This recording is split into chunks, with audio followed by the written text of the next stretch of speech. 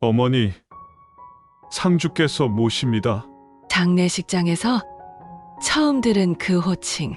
70평생 누구에게도 들어본 적 없던 그 단어가 제 가슴을 관통했습니다. 검은 양복을 입은 젊은 청년이 저를 어머니라 불렀을 때 저는 알았습니다. 평생을 함께한 제 가장 친한 친구가 마지막까지 지켜온 비밀이 무엇인지를. 오늘은 우정과 희생, 그리고 뒤늦은 용서에 관한 이야기를 들려드리겠습니다. 이 이야기를 끝까지 들으신 후 여러분 곁에 있는 소중한 사람들을 한 번 더 생각해 보시는 시간이 되었으면 합니다. 영상이 도움이 되셨다면 구독과 좋아요 꼭 부탁드립니다. 여러분의 작은 관심이 더 좋은 이야기를 만드는 큰 힘이 됩니다. 저는 올해 71입니다. 남편은 15년 전에 세상을 떠났고 아들은 결혼 후 멀리 이사를 갔습니다. 자식들이 각자의 삶을 살아가는 건 당연한 일이지만 그래도 가끔은 쓸쓸합니다. 명절 때면 짧게 통화하고 1년에 한두 번 얼굴을 보는 게 전부였죠? 그런 제게 유일하게 남은 건 친구였습니다. 우리는 젊은 시절부터 알고 지냈습니다. 똑같은 동네에서 자랐고 똑같은 시장에서 장을 봤으며 똑같은 교회에 다녔습니다. 세월이 흐르며 많은 것들이 변했지만 우리 우정만큼은 변하지 않았습니다. 친구와 저는 서로의 명절을 챙겼습니다. 추석이면 제가 친구의 집에 송편을 들고 갔고 설날이면 친구가 제 집에 떡국을 끓여주러 왔습니다. 아프면 먼저 연락했고 좋은 일이 생기면 제일 먼저 나눴습니다. 자식보다 더 자주 보고 남편보다 더 많은 이야기를 나눴습니다. 하지만 우리 사이에도 금기가 있었습니다. 친구에게는 누구에게도 말하지 않는 아픔이 있었고 저 역시 입 밖에 낼 수 없는 과거가 있었습니다. 우리는 서로 그것을 알았지만 절대 묻지 않았습니다. 진짜 우정이란 때로 침묵으로 지켜지는 것이라 믿었으니까요. 작년 가을 친구가 병원에 입원했습니다. 처음엔 가벼운 검사라고 했지만 결과는 좋지 않았습니다. 암이었습니다. 그것도 이미 많이 진행된 상태였죠. 의사는 항암 치료를 권했지만 친구는 고개를 저었습니다. 이 나이에 고생할 필요 있나? 그냥 편하게 가려고. 친구의 말투는 담담했습니다. 마치 오래전부터 준비해온 것처럼요. 저는 친구의 손을 꽉 잡았습니다. 말은 하지 않았지만 제 눈물이 모든 걸 말해주었습니다. 울지 마. 나 없이도 살 수 있지? 친구가 웃으며 물었습니다. 저는 고개를 끄덕이지 못했습니다. 친구는 제 등받이였습니다.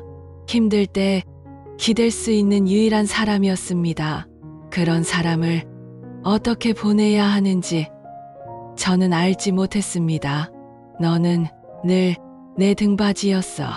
제가 떨리는 목소리로 말했습니다. 친구는 제 손을 도닥였습니다. 그럼 됐어. 내가 내 옆에 있었다는 게 증명됐잖아. 그날 이후로 저는 친구를 자주 찾아갔습니다. 병실 창가에 앉아 옛날 이야기를 나눴습니다. 사소한 안부부터 오래된 추억까지. 하지만 정말 중요한 이야기는 차마 꺼내지 못했습니다. 아직 시간이 있다고 생각했습니다. 내일 하면 되지? 다음 주에 하면 되지? 그렇게 미루다가 친구는 떠났습니다. 장례식장에 도착했을 때 영정사진이 흐릿하게 보였습니다. 눈물 때문인지 조명 때문인지 알 수 없었습니다. 빈 의자에 앉아 친구의 얼굴을 바라봤습니다. 사진 속 친구는 웃고 있었습니다. 저에게 보여주던 그 따뜻한 미소 그대로였습니다. 조객들이 하나둘 다녀갔습니다. 대부분 친구의 교회 사람들이었습니다. 저는 조용히 자리를 지켰습니다. 친구를 위해 제가 할 수 있는 마지막 일이었으니까요. 그때였습니다. 검은 양복을 입은 청년이 제게 다가왔습니다. 20대 후반쯤 되어 보이는 단정한 청년이었습니다. 어머니, 상주께서 모십니다. 그 순간 세상이 멈춘 것 같았습니다. 어머니, 평생 누구에게도 들어본 적 없는 호칭이었습니다. 아니, 들을 수 없었던 호칭이었습니다. 제 가슴이 쿵 내려앉았습니다. 무릎에 힘이 풀렸습니다. 저는 천천히 일어났습니다. 청년을 따라 상주실로 향했습니다. 걸어가는 내내 제 심장은 미친 듯이 뛰었습니다. 오래전 묻어둔 기억이 조금씩 떠올랐습니다. 상주실 문을 열었을 때 그 청년이 혼자 앉아 있었습니다. 눈이 붉게 부어 있었습니다. 친구를 닮았다는 생각이 들었습니다. 눈매가, 입꼬리가, 말투가. 앉으세요. 청년이 조심스럽게 말했습니다. 저는 맞은편 의자에 앉았습니다. 청년은 잠시 망설이다가 봉투 하나를 꺼냈습니다. 오래된 갈색 봉투였습니다. 겉면에 펜으로 쓴 글씨가 있었습니다. 우리 아이의 어머니에게 라고 써 있었어요.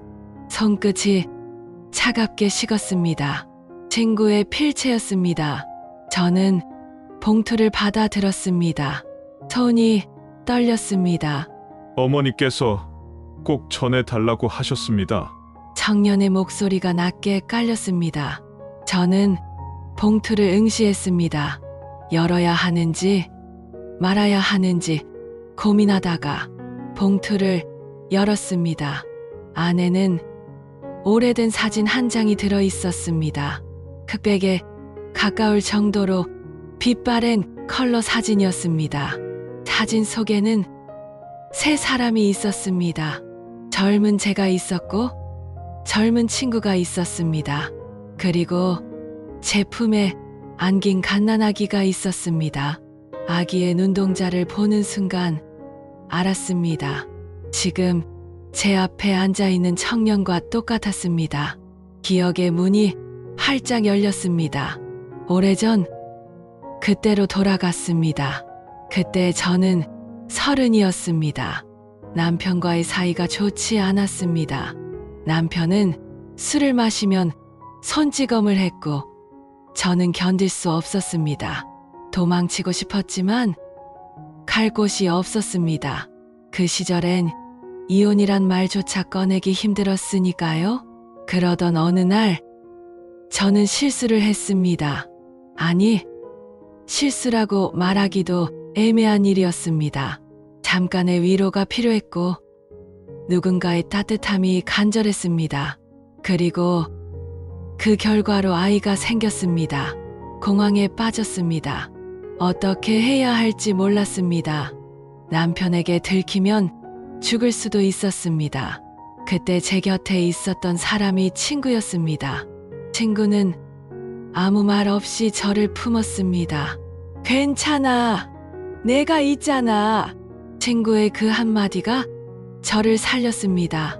친구는 저를 멀리 있는 친척 집으로 보냈습니다. 거기서 아이를 낳았습니다. 남편에게는 몸이 안 좋아서 요양을 간다고 했습니다. 아이를 낳은 후 저는 결정을 내려야 했습니다. 친구가 물었습니다. 어떻게 하고 싶어? 저는 대답할 수 없었습니다. 아이를 키우고 싶었지만 현실이 허락하지 않았습니다. 남편에게 들키면 모든 게 끝이었습니다. 아이도 저도 모두 위험했습니다. 내가 맡을게. 친구가 조용히 말했습니다. 저는 눈물을 흘렸습니다. 친구는 미혼이었습니다. 아이를 맡으면 평생 결혼도 못할 것이었습니다. 하지만 친구는 흔들리지 않았습니다. 너는 돌아가서 꼭 잘 살아내. 내가 이 아이 책임지고 잘 키울게. 그렇게 우리는 헤어졌습니다.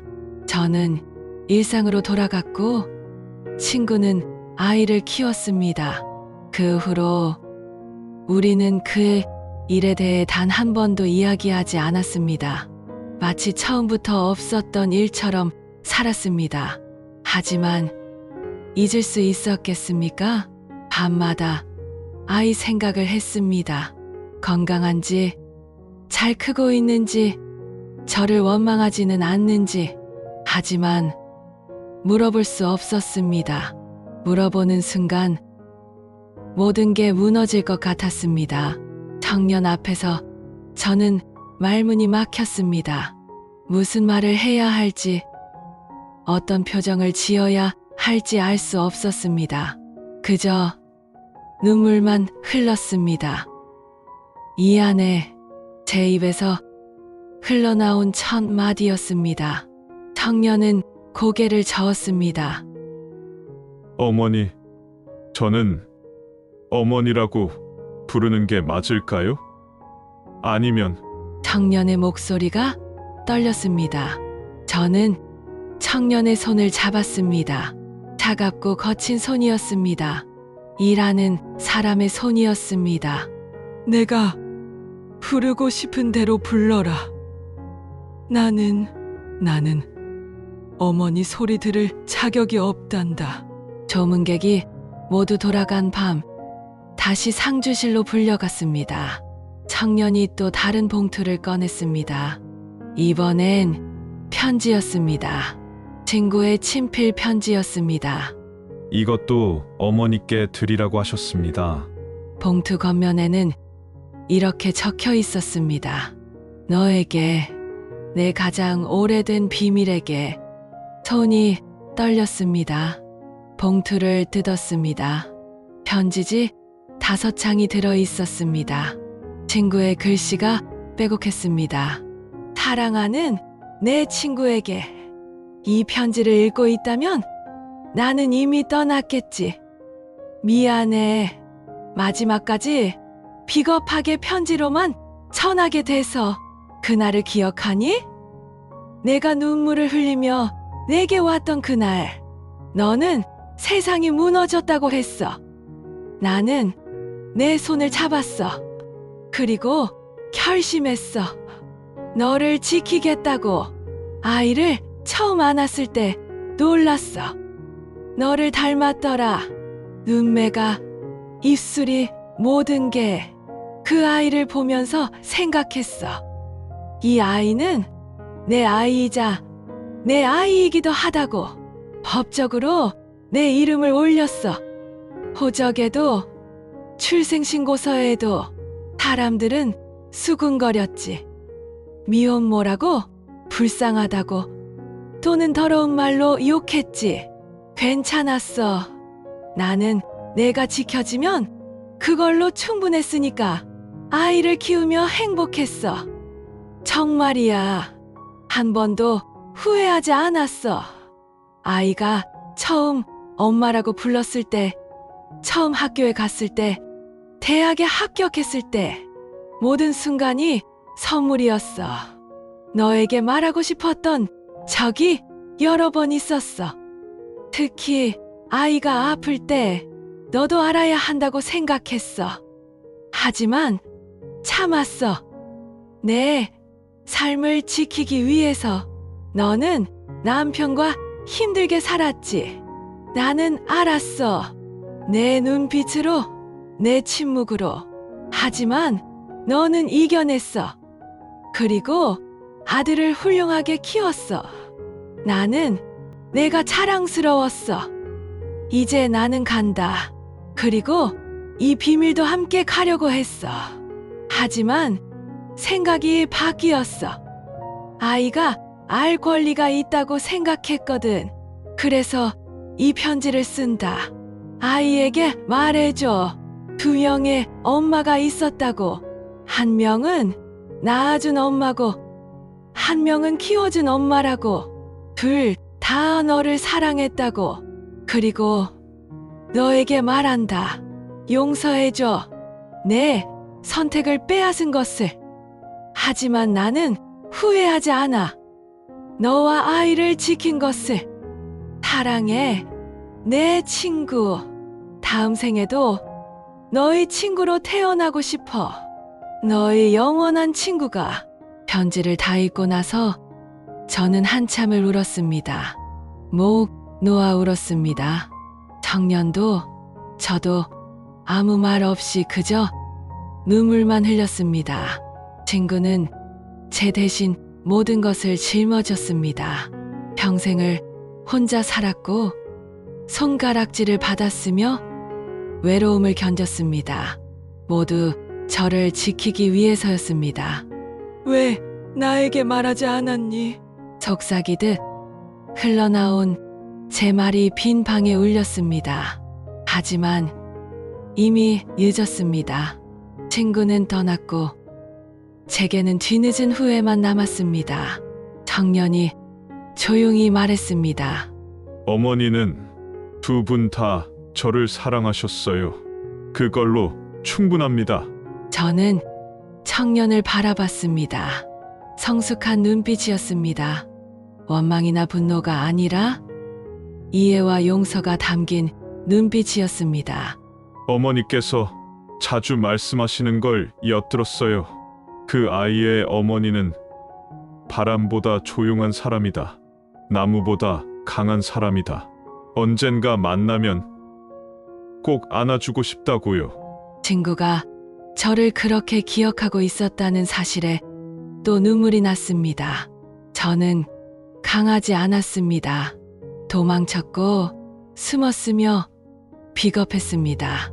하지만 친구는 끝까지 저를 지켜주었습니다. 할인을 마치고 나왔을 때 새벽 공기가 차갑게 피부를 스쳤습니다. 별이 총총히 박힌 하늘이 보였습니다. 친구가 좋아하던 하늘이었습니다. 청년이 옆에 섰습니다. 우리는 한참 동안 말없이 하늘을 바라봤습니다. 그리고 청년이 조심스럽게 물었습니다. 어머니를 뭐라고 부르면 좋을까요? 저는 깊은 숨을 내쉬었습니다. 그리고 대답했습니다. 네가 부르고 싶은 대로 불러. 다만 서두르지 않아도 돼. 너에게 당연히 시간이 필요할 거야. 청년이 고개를 끄덕였습니다. 그리고 잠시 후 말했습니다. 어머니께서 돈을 남기셨어요. 제 학비로 모아두신 돈인데 제가 이미 졸업해서 이 돈은 어머니께 드리고 싶습니다. 저는 깜짝 놀랐습니다. 친구가 그렇게까지 준비했다는 사실에, 그리고 청년이 그 돈을 저에게 주려 한다는 사실에. 안 돼. 저는 단호하게 말했습니다. 그 돈은 네 삶으로 들어가야 한다. 집을 사든 결혼을 하든 사업을 하든 그게 그 사람이 원했던 거다. 내 몫은 나는 이미 다 받았다고 생각해. 청년의 눈가가 붉어졌습니다. 하지만 네가 잘 사는 게 나에게 주는 최고의 선물이다. 그리고 저는 잠시 말을 멈췄습니다. 그리고 용기를 내어 물었습니다. 가끔 연락해도 될까? 밥 한번 같이 먹고 차 한 잔 마시고 그냥 안부를 묻고 싶다. 청년이 환하게 웃었습니다. 친구의 미소와 똑같았습니다. 저도 그러고 싶었어요. 우리는 약속했습니다. 한 달에 한 번 만나기로, 천천히 서로를 알아가기로, 그리고 친구의 제삿날에는 꼭 함께 가기로. 집으로 돌아오는 길, 저는 창문을 열었습니다. 찬바람이 들어왔습니다. 친구가 좋아하던 새벽 바람이었습니다. 고마워. 작게 속삭였습니다. 바람이 대답하듯 커튼을 흔들었습니다. 집에 도착했을 때 동이 트고 있었습니다. 저는 식탁에 친구의 편지를 펼쳐 놓았습니다. 그리고 차를 끓였습니다. 친구가 좋아하던 국화차였습니다. 김이 오르는 컵을 두 손으로 감싸 쥐었습니다. 따뜻했어요. 마치 친구의 손처럼 지난 40년을 돌아봤습니다. 저는 도망쳤습니다. 현실에서, 책임에서, 죄책감에서. 하지만 친구는 남았습니다. 혼자서 모든 것을 견뎌주었습니다. 이제 와서 후회해도 소용없습니다. 친구는 떠났고 시간은 되돌릴 수 없습니다. 하지만 저에게는 아직 기회가 있습니다. 청년이 있지요. 뒤늦게 알게 된 제 아들. 인연은 이상합니다. 엉키고 꼬이고 때로는 잘못된 곳에서 싹을 틔웁니다. 저와 친구의 인연도 그랬습니다.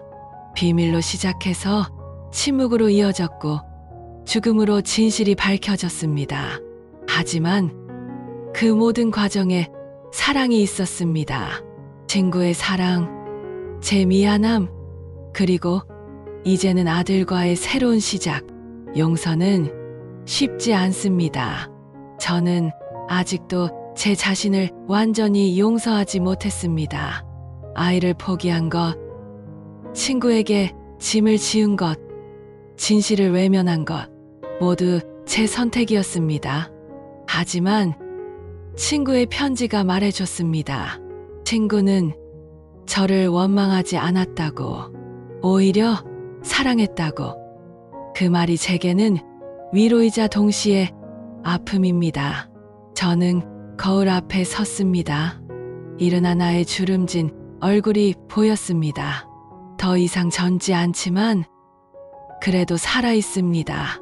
그리고 이제 새로운 관계를 시작할 수 있습니다. 늦었지만 살아내자. 거울 속 제게 말했습니다. 그리고 창문을 열었습니다. 새벽 바람이 커튼을 흔들었습니다. 친구의 목소리가 들리는 것 같았습니다. 이제 됐다. 아주 작고 따뜻한 목소리였습니다. 저는 미소 지었습니다. 그리고 새로운 하루를 맞이했습니다. 한 달 후 저는 청년과 약속한 대로 만났습니다. 작은 카페에 앉아 커피를 마셨습니다. 어색했지만 나쁘지 않았습니다. 청년은 회사에 다니고 있었고 착실하게 살고 있었습니다. 친구가 너무 잘 키웠다는 생각이 들었습니다. 어머니, 이야기를 많이 해주세요. 청년이 부탁했습니다. 저는 고개를 끄덕였지요. 그리고 친구의 이야기를 들려줬습니다. 젊었을 때 친구가 얼마나 웃음이 많았는지, 어떤 음식을 좋아했는지, 무슨 꽃을 좋아했는지. 청년은 제 이야기를 경청하며 가끔 웃기도 하고 가끔 눈시울을 붉히기도 했습니다. 어머니가 그런 분이셨구나. 청년이 중얼거렸습니다. 저는 청년의 손을 잡았습니다. 너를 정말 사랑했어. 그건 의심하지 마라. 청년이 고개를 끄덕였습니다. 그리고 저를 바라보며 말했습니다. 저도 두 분 다 사랑합니다. 그 말에 눈물이 났습니다. 하지만 이번에는 슬픈 눈물이 아니었습니다. 감사의 눈물이었습니다. 우리는 그날 이후로 꾸준히 만났습니다. 처음엔 한 달에 한 번이었지만 점점 자주 만나게 됐습니다. 청년은 저를 이모라고 불렀습니다. 아직 어머니라고 부르기엔 시간이 필요하다고 했습니다. 저는 괜찮았습니다. 무엇이든 좋았습니다. 그저 청년이 제 곁에 있다는 것만으로도 충분했습니다. 친구의 첫 제삿날, 우리는 함께 갔습니다. 제사상을 차리고 절을 올렸습니다. 그리고 셋이 함께 있는 것처럼 빈 의자를 하나 더 놓았습니다. 고마워, 내 친구야. 저는 마음속으로 말했습니다. 친구가 웃으며 대답하는 것 같았습니다.